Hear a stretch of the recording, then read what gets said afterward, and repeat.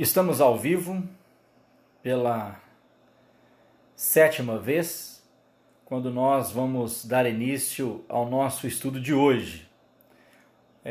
Como temos compartilhado com os irmãos, estamos pensando sobre um fio condutor, e este fio condutor, em todo o contexto bíblico, que nos conduz ao Cristo. E este é o nosso 7º estudo, o 7º e o último estudo desta série de estudos que iniciamos há algumas semanas atrás, alguns meses atrás, e temos tido a oportunidade de aprender um pouco mais sobre o remanescente fiel. Então você que está chegando aí, seja bem-vindo, é muito bom ter a sua companhia nessa nossa sexta-feira de estudo bíblico. Como nós havíamos combinado, temos feito desta sexta-feira ou das sextas-feiras um momento de estudo bíblico e fazendo da live uma sala de aula. Mas, como também nós iniciamos a nossa live falando que este é o 7º estudo desta série de estudos falando sobre o remanescente fiel. É o 7º e último estudo dessa fase, dessa etapa, tá certo? Então, hoje nós estaremos encerrando o nosso estudo, ou essa série de estudos. Lembrando que nós estamos salvando esta live e estamos compartilhando pelo YouTube, no canal PIB Divino. Então, se você quer rever, ou se você ainda não viu alguma das partes, até agora, até o presente momento, são 6 partes, nós faremos a 7ª parte e última agora. Mas se você quiser rever ou indicar para alguém acompanhar o estudo, está salvo ali no canal PIB Divino no YouTube, ok? A pessoa acessando o canal, ele vai identificar facilmente este estudo remanescente fiel, ok?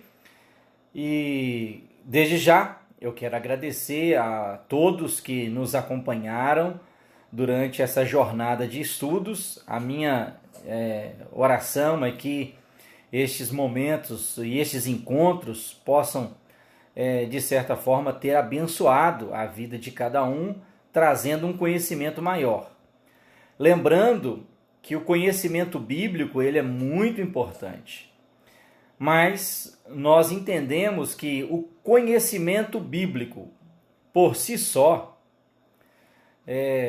ele, embora seja importante, é preciso haver na vida do seguidor de Cristo uma real transformação. E essa transformação será, por certo, o fruto que na caminhada da vida cristã o seguidor de Cristo há de produzir.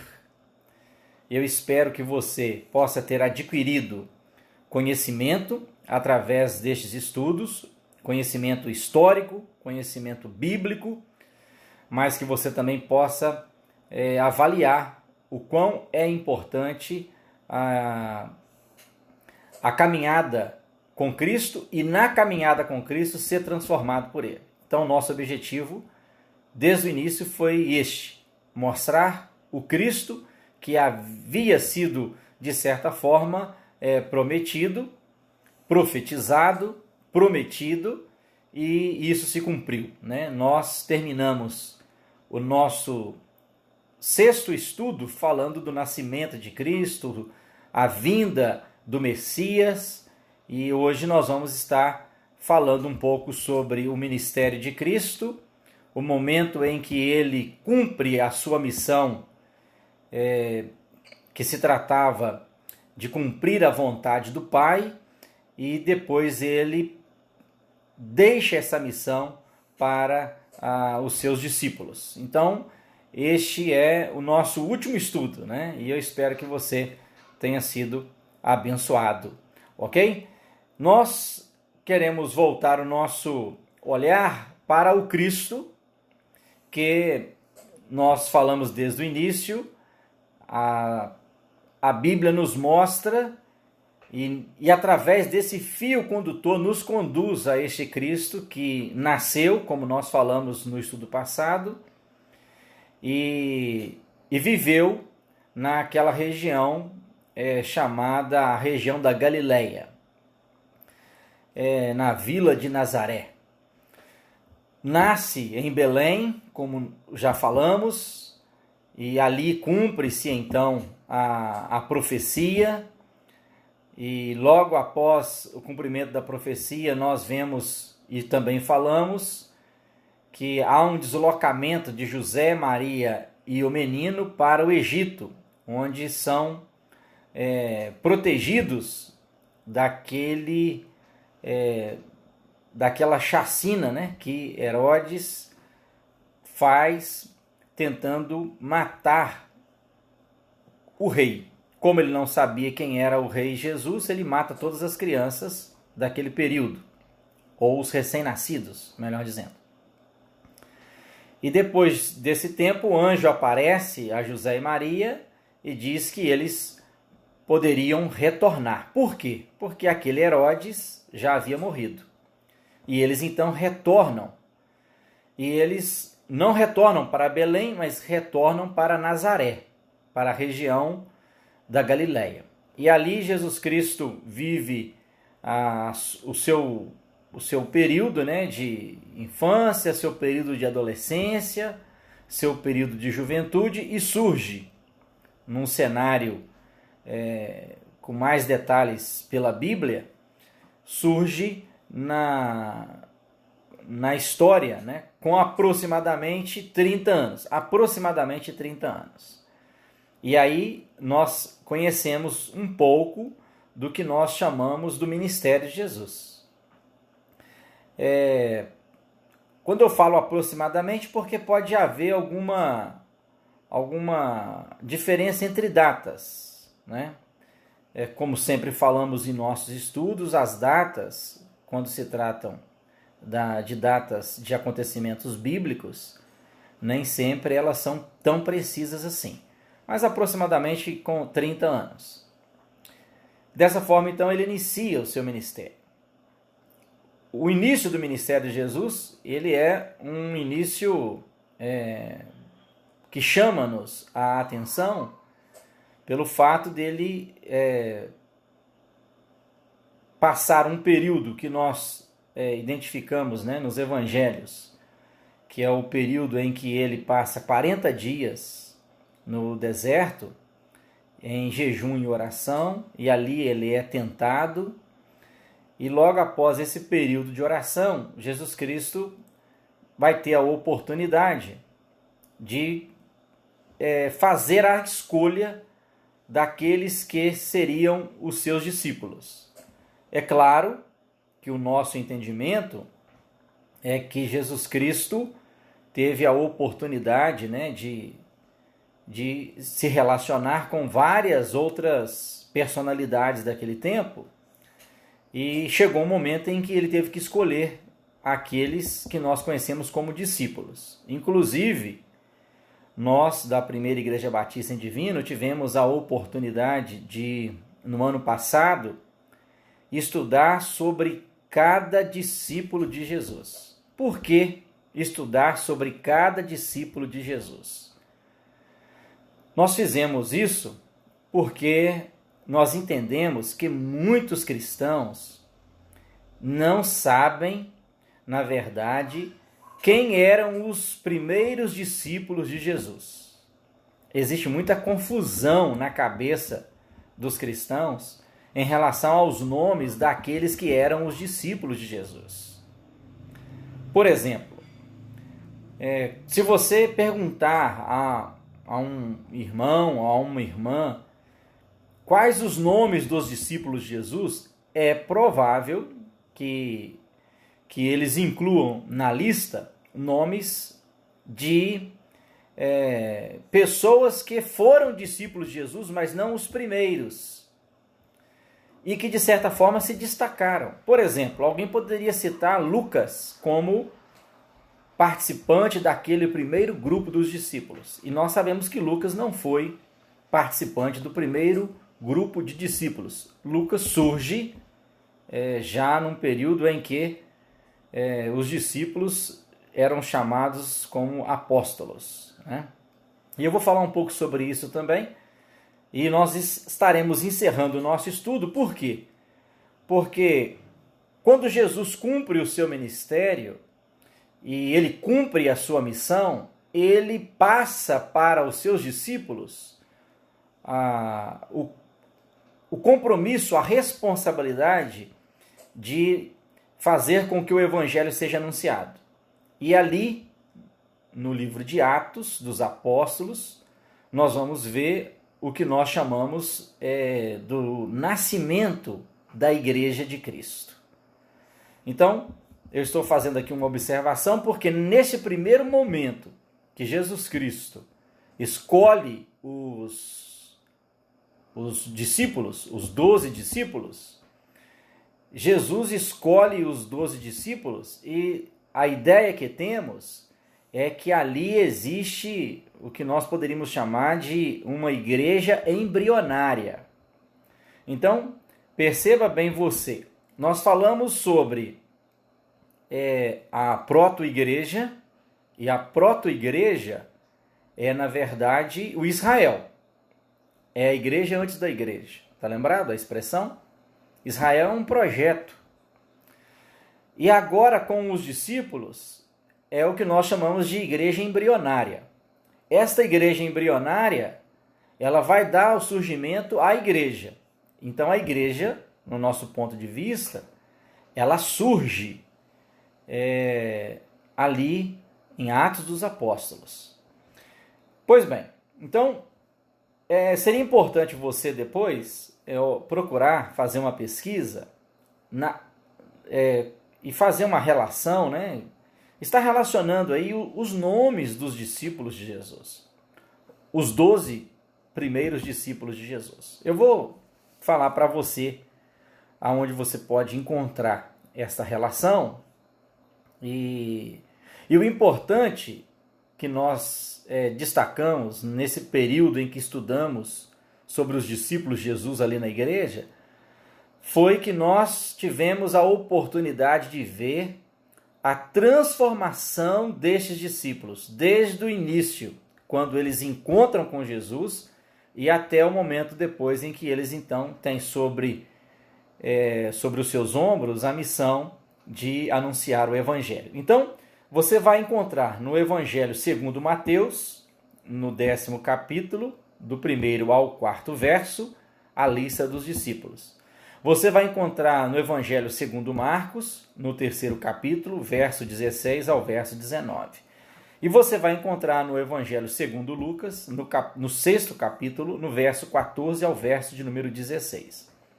Então, não sei se você notou, eu disse no Evangelho segundo Mateus, no Evangelho segundo Marcos, no Evangelho segundo Lucas, e existe também o Evangelho segundo João. Porque segundo Mateus, segundo Marcos, segundo Lucas, segundo João. Segundo quer dizer dentro da perspectiva destes autores. Uma definição linda que eu certa vez ouvi, até do pastor Hernandes Dias Lopes, que é um servo do Senhor e um estudioso da palavra, comentarista, excelente pregador, ele dando uma definição sobre os 4 evangelhos. E ele fala dos 4 evangelhos como se esses 4 evangelistas fossem 4 alpinistas subindo um mesmo monte. Só que cada alpinista subindo um monte por um lado. Cada alpinista subindo de um lado diferente. E ao subir esse monte, esses alpinistas estão narrando as experiências que eles estão tendo ou tiveram, ou narrando do seu ponto de vista. Logicamente, no nosso entendimento, que eles, inspirados pelo Espírito de Deus, escreveram acerca daquilo que aconteceu do nascimento de Cristo e também do desenvolvimento de todo o ministério daquele que nós seguimos, né? Pois bem, então é como se esses 4 autores estivessem subindo este monte, no caso, Cristo. E cada um do seu lado tendo a oportunidade de narrar esses fatos e dentro da sua perspectiva. Por isso o evangelho não é de Mateus, é segundo Mateus. O evangelho fala de Cristo. E você vai observar que nesses textos aí nós temos então os discípulos. E eu vou citar aqui, se você quiser anotar, você pode estar anotando. Possivelmente você sabe uma boa parte daqueles que foram, no caso, os discípulos. Então vamos lá. Pedro, André, Tiago e João. Estes 4 são muito conhecidos. Pedro, André, Tiago e João. Tiago e João, filhos de Zebedeu. Depois nós temos Filipe, Natanael, Mateus e Tomé. Lembrando que este Natanael muitas vezes também é chamado de Bartolomeu, ok? Depois nós temos Tiago, Simão, o Zelote, Judas Tadeu e Judas Iscariotes. Então nós temos assim 3 colunas com 4 nomes, perfazendo assim um total de 12 nomes. Pedro, André, Tiago e João. Tiago e João, filhos de Zebedeu. Filipe, Natanael, que também é conhecido como Bartolomeu. Mateus, Tomé. Tiago, conhecido como menor. Simão, Zelote. Judas Tadeu, ou Tadeu. E Judas Iscariotes. Então, você tendo esse conhecimento, você vai observar que esses discípulos, na caminhada com Cristo, eles foram sendo transformados, muito mais do que treinados, eles foram sendo transformados, a ponto então de estarem aptos, após a descida do Espírito Santo, que nós encontramos ali no livro de Atos, serem testemunhas. Então esses discípulos caminharam com Cristo e foram recebendo um conteúdo enorme de conhecimento, porque eles realmente viveram o que nós chamamos do verdadeiro seminário, né? Eles não tiveram poucas aulas, né? Eles viveram com Jesus Cristo, de certa forma, intensamente, por um período de aproximadamente 3 anos. Por aproximadamente 3 anos. Então, nesse período, vivendo com o Mestre, eles foram sendo transformados. E você vai olhar, então, para essas figuras, essas 12 figuras, e você vai ver as transformações, com exceção de Judas, que foi aquele Judas Iscariotes, aquele quem traiu Jesus, certo?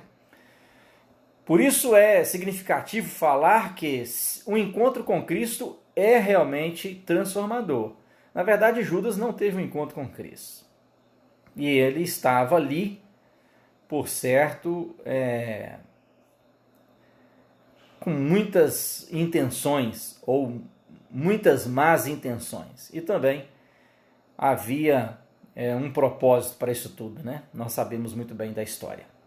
Então, esse cenário em que Jesus Cristo está com os discípulos é um cenário em que eles estão tendo a oportunidade de anunciar, através dos milagres e dos feitos que o próprio Cristo estava fazendo, da grandeza do reino de Deus. E que reino é esse? Se você quer conhecer o reino de Deus, se você quer conhecer os princípios do reino de Deus, você precisa conhecer o Sermão do Monte, ou o Sermão da Montanha.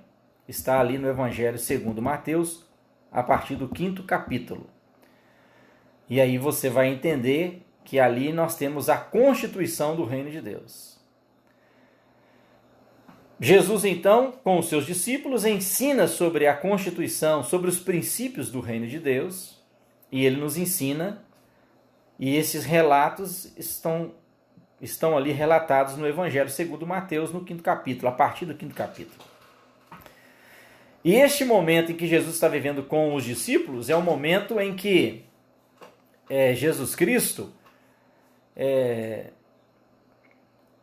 está dentro de um contexto religioso judaico, que você vai ver Jesus Cristo transitando, né, entre os judeus e a liderança judaica, e também num cenário em que o império que está dominando aquela região é o Império Romano. Então, nós terminamos o nosso estudo passado falando justamente sobre isso, falando sobre esse período em que Jesus nasce, o período em que Jesus exerce o seu ministério, é o período em que o Império Romano está dominando aquela região ali do território de Israel. Principalmente, os olhos se voltam para aquela região de Jerusalém. Por quê? Porque Jerusalém é a capital política e a capital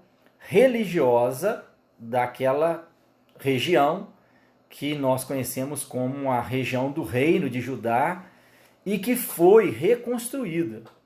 Então, Jerusalém passa agora a também ser a capital religiosa de todo israelita.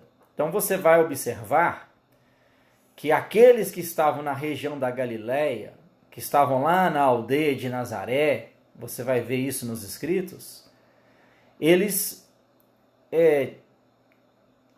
vinham até Jerusalém, ou eles iam até Jerusalém, melhor dizendo. Por quê?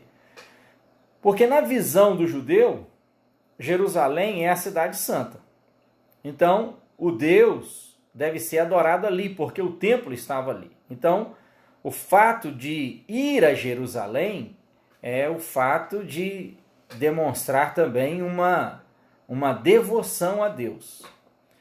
Então, dentro dessa estrutura religiosa, nós vamos perceber que Jesus Cristo está sempre deslocando-se com os seus discípulos. Ora ele está na região da Galileia, ora ele está na região da Judéia, ora ele está em Nazaré, ora ele está em Jerusalém. E os fatos relacionados à vida de Jesus Cristo, ao ministério de Jesus Cristo, eles vão acontecer nesses lugares. Um fato muito importante que eu acabei deixando de falar, que é aquele momento emblemático que Jesus tem a oportunidade de ser identificado por João Batista como o Cordeiro de Deus que tira o pecado do mundo. Eis o Cordeiro de Deus que tira o pecado do mundo. Então, João Batista dando esta informação super importante. O João Batista é aquele mesmo que estava no ventre de Isabel, que quando Maria, mãe de Jesus, também grávida, já pelo Espírito Santo, chega à casa de Isabel, Maria, que era parenta de Isabel, você vai observar que a criança que estava no ventre de Isabel, ela mexe de alegria, né? Reconhece que no ventre de Maria estava o Salvador. E agora, no contexto de João, já ele tem a oportunidade de declarar. João Batista, ele estava em uma situação privilegiada. Nós encontramos no contexto, no período em que João Batista surge na história, as multidões iam ouvir João Batista e ele prega sobre esse arrependimento. Arrependei-vos porque é chegado o reino de Deus. Então ele vai falar agora sobre Cristo. Um fato interessante na personalidade de João Batista é que ele não quer tomar o lugar de Cristo. ele reconhece quem é Cristo e aponta Cristo para as pessoas. É o que todo discípulo precisa fazer. E todo discípulo aqui é todos, inclusive os líderes. Precisamos reconhecer quem é Cristo e devemos apontar Cristo para as outras pessoas. Mostrar a Cristo para as outras pessoas. Por isso, lá no Evangelho de João, no 3º capítulo, nós vamos ver lá, eis o Cordeiro de Deus que tira o pecado do mundo. Agora, Jesus com os seus discípulos, neste cenário em que ele é identificado como Cordeiro de Deus, o Jesus batizado, né, que cumpre o que nós chamamos de batismo e deixa-nos essa ordenança, agora esse Jesus com os discípulos vai diante da religião que o povo de Israel praticava, que era o judaísmo. E diante da situação daquele período em que, por certo, eles estavam dominados pelo Império Romano, mas veja, o Império Romano, ele autorizava a prática da religião por parte dos judeus. Para quê? Para que não houvesse nenhum tipo de confusão. Então o Império Romano respeitava. Uma vez que o Império Romano era um império cuja religião era uma religião pagã, que adoravam outros deuses. Isso vai ser importante para o nosso entendimento mais à frente. Mas nesse período em que Jesus está caminhando com os seus discípulos e tendo a oportunidade de exercer o seu ministério, aí nós vamos observar que Jesus Cristo tem enfrentamentos de problemas com as lideranças religiosas da época, que eram as lideranças judaicas. Jesus surge junto com os seus discípulos e agora, diante dessa cena, diante dessa situação, Jesus vai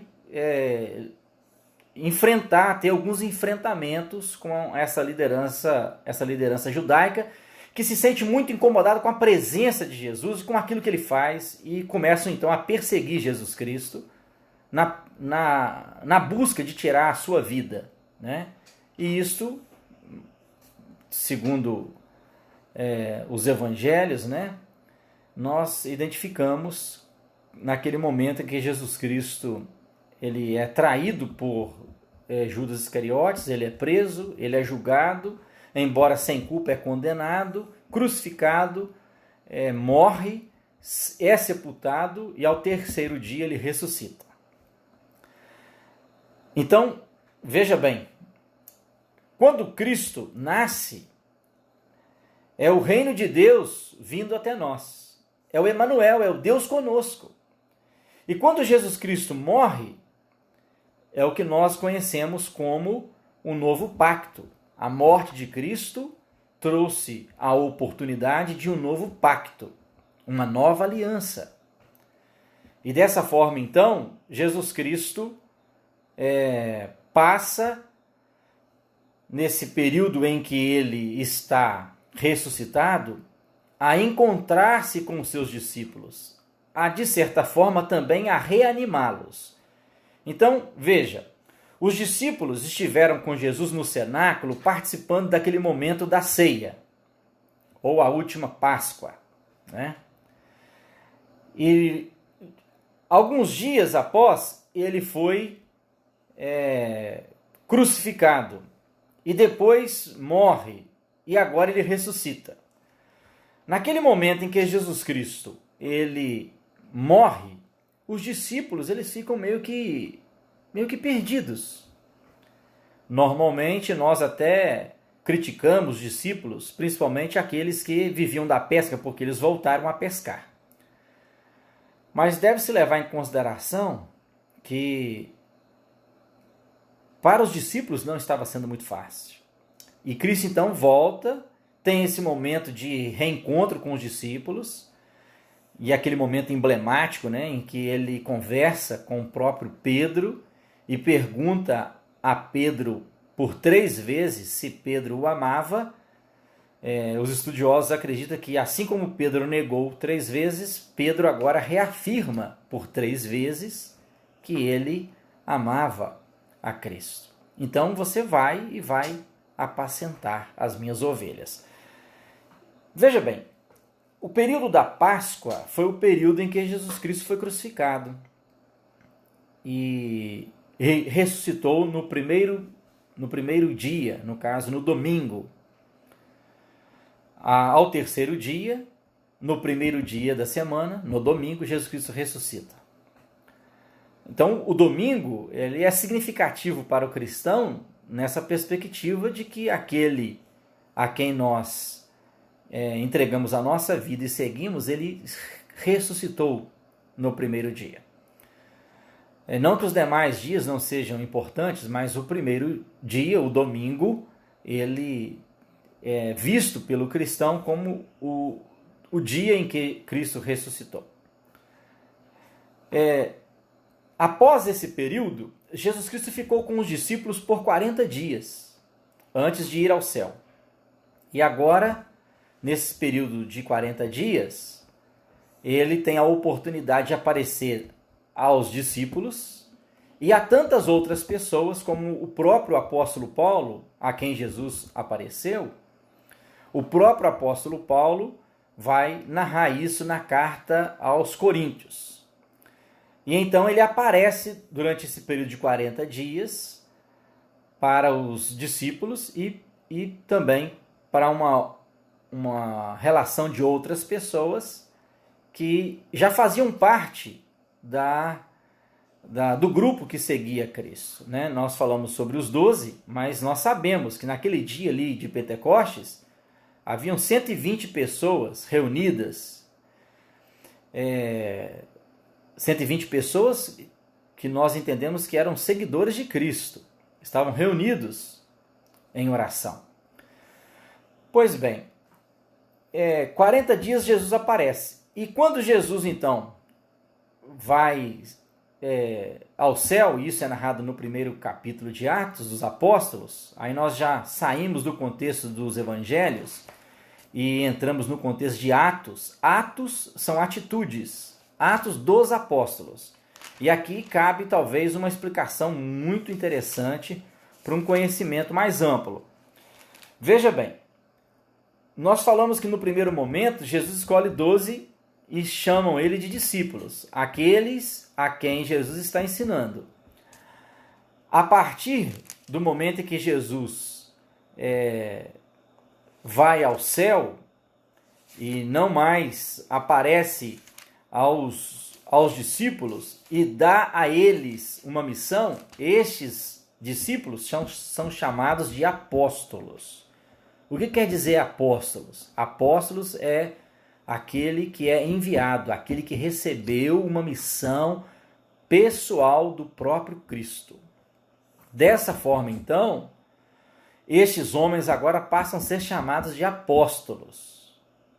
É claro que eles não deixaram de ser discípulos de Jesus, mas eles são chamados agora de apóstolos porque recebem uma missão. Essa terminologia hoje, ela não é usada por nós. Na verdade, algumas denominações a usam, mas no sentido de status, no sentido de hierarquia. Mas na verdade, a palavra apóstolos hoje, se nós fôssemos identificar quem seriam os apóstolos seriam os missionários. Então, quando o apóstolo Paulo, veja bem, apóstolo Paulo, ele é apóstolo porque ele recebeu uma missão do próprio Cristo. Cristo que apareceu para ele. E dá então essa ordem para ser um pregador aos gentios. Quando o apóstolo escreve que Deus deu uns para apóstolos, outros para profetas, pastores, a melhor tradução do texto, na verdade, é missionários. Então, os apóstolos, eles têm essa incumbência, então. Então, dentro desse contexto, que Jesus exerce o seu ministério, cumpre a sua missão, essa é o que nós chamamos da igreja embrionária, Jesus com aqueles discípulos. E agora, no contexto em que Jesus vai ao céu e deixa para eles a missão, que permaneçam em Jerusalém. Por quê? Porque Depois de 50 dias após a Páscoa, aconteceria a festa de Pentecostes. Ou seja, depois daqueles 40 dias que Jesus esteve com os discípulos, somado mais 10 dias, aconteceria a festa de Pentecostes. E ali, naquele momento, os discípulos receberiam o Espírito Santo que o próprio Cristo havia prometido nos evangelhos, principalmente no Evangelho de João, identificado como Consolador. Aí você vai observar que os discípulos permanecem em Jerusalém. Por que permanecer em Jerusalém? Porque a festa de Pentecostes, que é uma festa judaica e que pertence ao calendário religioso do judaísmo, acontecia na cidade de Jerusalém, na capital religiosa do povo. E aqueles discípulos permaneceram ali. Eles poderiam voltar para a sua região, mas se eles voltassem para a sua região, eles não iriam participar daquela festa. E o que aquela festa tinha de atrativo? O que aquela festa tinha de atrativo para aqueles discípulos permanecerem ali? Então, se você pegar Atos, você vai perceber que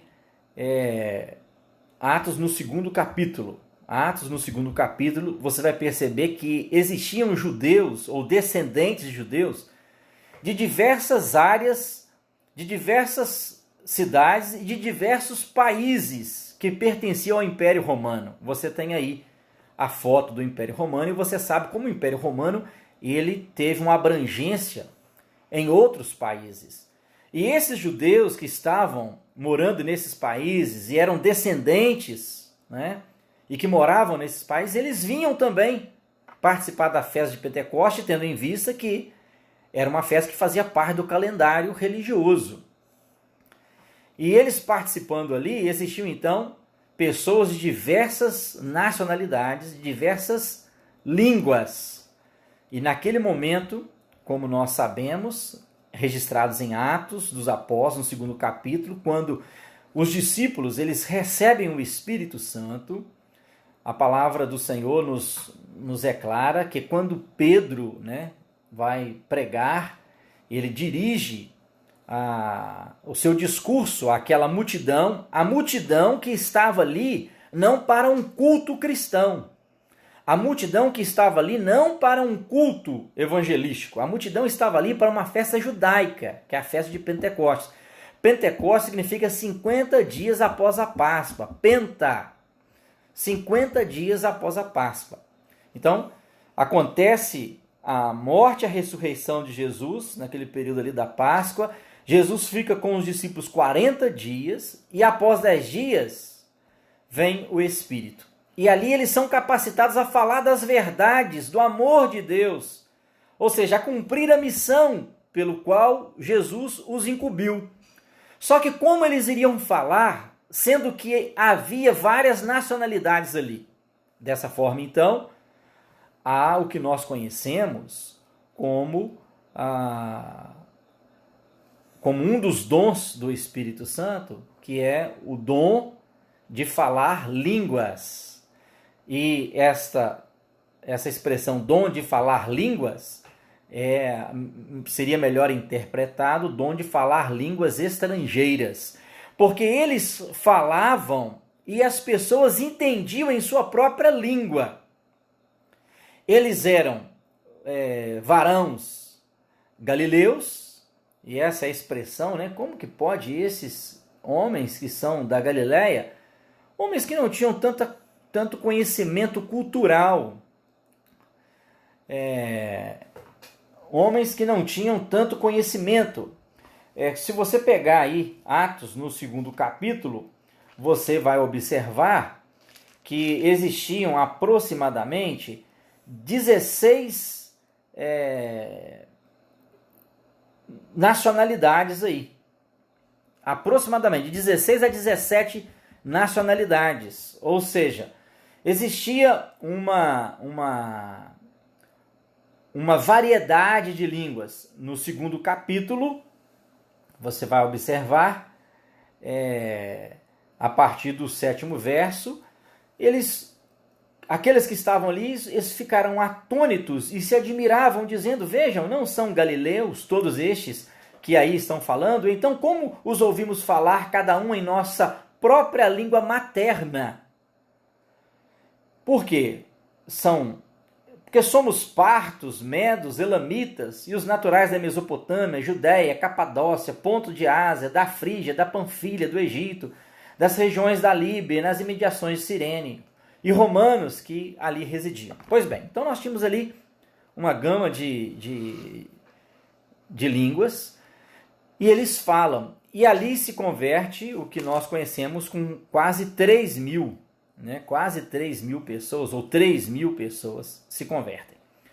E são batizadas, né? O nosso entendimento é esse, né? Porque este é o ensinamento que os apóstolos receberam, né? Daquela incumbência, que eles deveriam ir pregar o evangelho a toda criatura, ensinando a guardar todas as coisas que vos tenho dito, batizando em nome do Pai, do Filho e do Espírito Santo. Um fato interessante, então, é que nesse dia de Pentecostes surge a igreja, numa festa judaica. A igreja surge. Essa igreja agora, ela está reunida. Por que ela está reunida? Eu quero chamar a sua atenção porque os discípulos, eles tinham uma realidade muito impregnada na vida deles. Então, eu chamo sua atenção para essa realidade. Veja bem, os discípulos, eles acreditavam que Jesus Cristo estava por retornar, por voltar, né? Por retornar por aqueles dias. E por que os discípulos pensavam assim? E eles tinham todo o direito de pensar. Porque você vai concordar comigo, Jesus Cristo estava com eles lá no cenáculo e disse para eles: olha, este pão aqui é o meu corpo que será entregue por vós. Eles não entendendo tanto, daqui a alguns dias acontece o quê? Jesus Cristo sendo crucificado. Jesus Cristo já havia dito para eles que ele ressuscitaria. E ao terceiro dia ele ressuscita, então isso acontece. Então naquele momento em que, no primeiro capítulo, eles são informados que da mesma forma como Jesus foi, ele voltará, na perspectiva dos discípulos, Jesus estaria retornando por aqueles dias. E aí você vai concordar comigo. Como as coisas estavam acontecendo tão de repente, como as coisas estavam acontecendo de forma cronológica, e os discípulos vivenciando aquilo tudo, e eles não tinham como pensar que Jesus não voltaria naquele tempo. Então, a perspectiva deles era que eles deveriam ficar ali, e muitos daqueles que se converteram, ou a maioria, né, ou se não todos, permaneceram ali. Mas chegou um momento em que Jesus Cristo não voltou, né? E aí aqueles precisam retornar, aqueles que se converteram, eles precisam retornar. E aqueles que se converteram e retornam para a sua cidade ou para o seu país de origem, ele é um cristão. E ele ali vai falar do evangelho, ele vai pregar o evangelho. É por isso que nós encontramos dentro do cenário do livro de Atos, lugares em que a igreja, de certa forma, já estava estabelecida. Não a igreja no formato como nós conhecemos hoje, com templo, porque naquele período eles não podiam ter templo. Quando lemos a palavra templo no livro de Atos dos Apóstolos, onde os discípulos ou os apóstolos iam para pregar, para compartilhar do amor de Jesus Cristo, trata-se do templo dos judeus e não um templo de uma igreja cristã. Porque naquele tempo, a igreja ela passa agora a ser perseguida pelos judeus e passa também a ser perseguida pelos romanos. E aí você vai perceber então que eles não podem ter um templo e eles se reúnem em casas ou em cavernas, em lugares escondidos. E aí então você vai observar que dentro desse contexto histórico todo, nós vamos ter o quê? O desenvolvimento da igreja, a qual nós chamamos de igreja primitiva. Que a igreja começa ali em Jerusalém e ela agora vai ganhando espaço para todas as regiões do Império Romano. E aí você vai observar nas viagens missionárias do apóstolo Paulo, os lugares em que ele passa e os lugares que ele agora tem a oportunidade de ver a igreja do Senhor crescer e ser um instrumento, este que é chamado como apóstolo aos gentios. E aí me chama a atenção o fato de que o apóstolo Paulo vai percebendo então que as igrejas que estavam reunidas em casas ou em lugares específicos, escondidas do Império Romano que a perseguia e também dos líderes judeus, o apóstolo Paulo ele vai destacar as igrejas que estão nas cidades. Por isso que ele escreve as suas cartas. Por exemplo, a igreja que estava na cidade de Corinto, então aos coríntios. A igreja que estava na cidade de Filipos, aos filipenses. A igreja ou as igrejas que estavam na região da Galácia, aos Gálatas, né? É uma região, são várias igrejas. Então, quando nós estudamos esse contexto, nós vamos ver que as igrejas já estavam estabelecidas, de certa forma, com uma liderança. Então, esse período todo, que você vai identificar em Atos, é um período em que há uma produção do que nós conhecemos como as cartas paulinas. E Paulo, então, vai escrever essas igrejas. Então, as cartas que o apóstolo Paulo escreve, de certa forma, estão inseridas nesse período do livro de Atos. Atos que foi escrito pelo evangelista Lucas. É o mesmo que escreve o Evangelho segundo Lucas, é o que escreve o livro de Atos. Muitos acham que Paulo foi quem escreveu, mas não, Lucas é quem escreve. Pois bem, então nesse cenário você vai ver a igreja do Senhor se desenvolver, você vai ver a igreja do Senhor crescer, é o que nós chamamos de remanescente. Se você abrir a sua Bíblia em Gálatas, no capítulo 11, e esse texto perdão, não é Gálatas, não, é Romanos, né?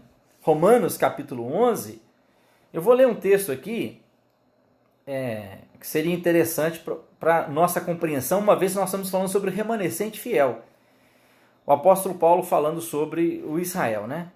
Então eu pergunto, será que Deus rejeitou o seu povo? De modo nenhum, porque eu também sou israelita da descendência de Abraão, da tribo de Benjamim.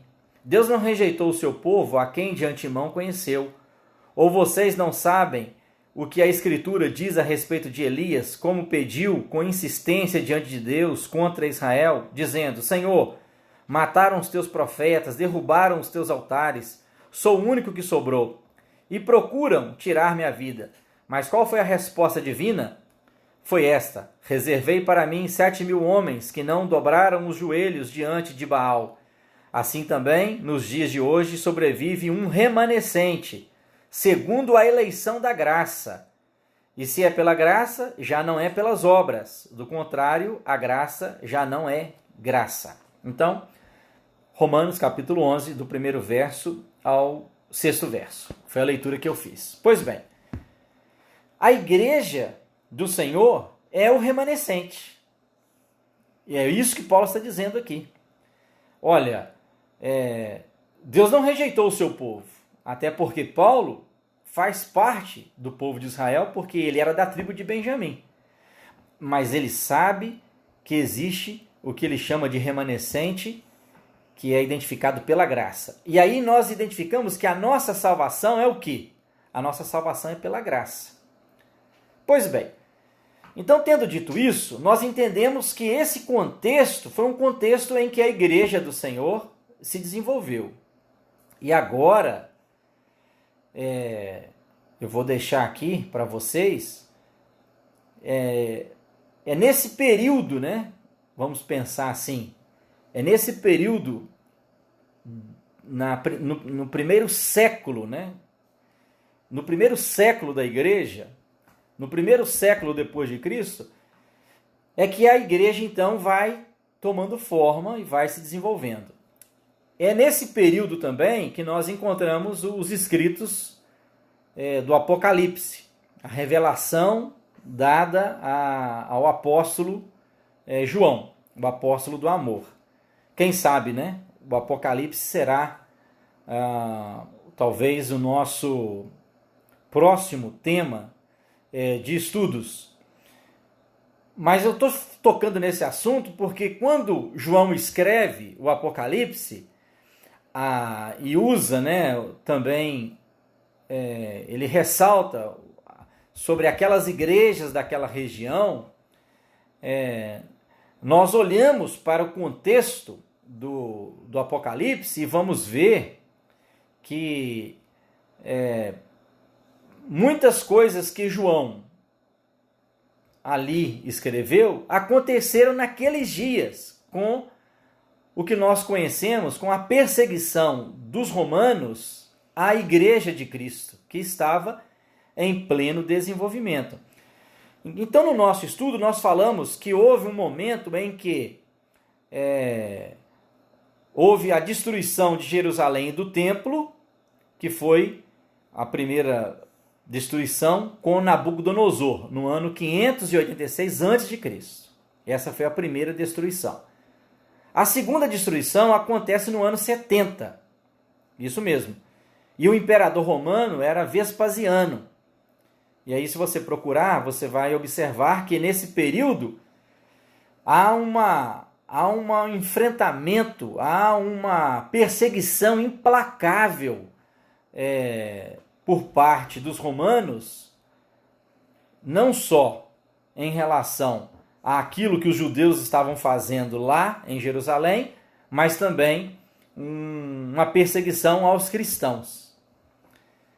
E aí você vai observar que, apesar da perseguição implacável dos romanos, tanto aos judeus quanto aos cristãos, nós vamos perceber que a Igreja do Senhor, ela sempre permaneceu. Por quê? O próprio Cristo já havia enfatizado no Evangelho de Mateus para os seus discípulos que as portas do inferno não prevaleceriam contra a Igreja do Senhor. Então, o que Cristo estava, de certa forma, dizendo? Que a Igreja do Senhor, ela venceria toda e qualquer situação, porque haveria o que nós conhecemos como remanescente fiel, aqueles que permanecem fiéis. Então nós podemos olhar para o mundo, para a sociedade, para a humanidade e até olhar e perceber como há uma corrupção do gênero humano. Mas, assim como o próprio apóstolo Paulo, escrevendo aos Romanos, capítulo 11, fala daquela experiência que o profeta Elias teve, né, achando que só ele é quem adorava o Deus vivo, e Deus o responde: não, além de você, existem ainda mais 7.000. Isso naquela época, né? Agora você olha nesse contexto que nós olhamos para a Igreja de Cristo, que está espalhada sobre a face da terra. E qual é a Igreja de Cristo? A Igreja de Cristo, ela não é identificada por uma denominação. A Igreja de Cristo é identificada por aqueles que estão em Cristo. Aquilo que nós entendemos daqueles que já aceitaram, reconheceram em Jesus Cristo ser o seu Salvador e ser o seu Senhor. Então, estes estão dentro da igreja, que é o corpo. Nós sabemos que a Igreja de Cristo, ela é também, de certa forma, identificada como o que nós chamamos de igreja local, a qual nós pertencemos. Nós pertencemos a uma igreja local. Se nós formos estudar mais profundamente sobre essa questão da igreja local, você vai ver que a igreja local já existia. A igreja em Jerusalém, a igreja em Antioquia, a igreja em Éfeso. Então a igreja, ela já existia, a igreja local. Só que essas igrejas, elas não existiam em um templo. Por que não no templo? Porque o Império Romano não permitia. Chegou um momento em que acontece talvez o improvável. para aquela época. Os cristãos que estavam sendo perseguidos pelo Império Romano, agora há o que nós chamamos de aproximação do Império com os cristãos. E isso acontece mais especificamente com o imperador Constantino. E aí, nesse período aí do ano de 313, alguma coisa assim, Constantino se aproxima. Alguns acreditam que ele se converte ao cristianismo, alguns acreditam que ele teve uma estratégia política administrativa. Para de perseguir os cristãos, ele não proíbe o paganismo, mas para de perseguir os cristãos e torna-se, de certa forma, muito amigo dos cristãos, se é que ele não se converteu. Nós não podemos entrar nesse mérito. Então, dessa forma, ele vai se aproximando da igreja e o Estado vai se aproximando da igreja. E aí a igreja ela começa, de certa forma, a ser também muito próxima do Estado e corre-se o risco de ser dominada pelo Estado. Quando eu digo Estado, eu me refiro ao Império. E se você pesquisar, no caso, o cristianismo, ele passou a ser a religião oficial do Império Romano depois de alguns anos, com o imperador Teodósio. E aí, então, surge no nosso entendimento, no nosso conhecimento, com a fusão do Império Romano e a igreja cristã primitiva, surge o que nós conhecemos como Igreja Católica Apostólica Romana. Igreja Católica, que é a Igreja Universal, porque o Império, de certa forma, romano, era a força maior da época. Apostólica, dando a ideia de que ela vem dos apóstolos, e romana por causa de Roma. Existem os estudiosos que acreditam que, uma vez que essa fusão, né, essa aproximação do Estado, do Império com a Igreja, paralelo a essa fusão, existem aqueles que permaneceram fiéis e não quiseram fazer parte ou comungar com o Estado. Mas estes que assim o fizeram tiveram que se esconder, porque passaram também a ser perseguidos, porque eles estavam agora contra as normas do Império. Então, você vai observar que estes também, muitas vezes, professando a sua fé, eles estavam agora escondidos, longe de várias coisas, refugiados, né, escondidos. Pois bem, e aí no desenvolvimento disso tudo, para até chegar bem próximo de nós, não nos nossos dias, porque o assunto é muito vasto, vai acontecer o que nós chamamos da Reforma Protestante, né? Então, passa-se anos, né, como nós falamos, a essa aproximação de Constantino no ano 313 depois de Cristo. O cristianismo passa a ser oficial para o Império Romano no ano aproximadamente 379, com Teodósio, mas só depois, né, de muitos anos, no ano de 1517, no dia 31 de outubro de 1517, acontece o que nós reconhecemos e chamamos de Reforma Protestante, com Martim Lutero. Mas antes de Martim Lutero, anos antes de Martim Lutero, existiu o que nós chamamos de pré-reformadores, homens que antes da reforma, eles de certa forma pregavam uma reforma, só que eles não conseguiram implementar. Por exemplo, eu vou citar aqui dois que eu considero ser assim os principais pré-reformadores: John Wycliffe e John Hus.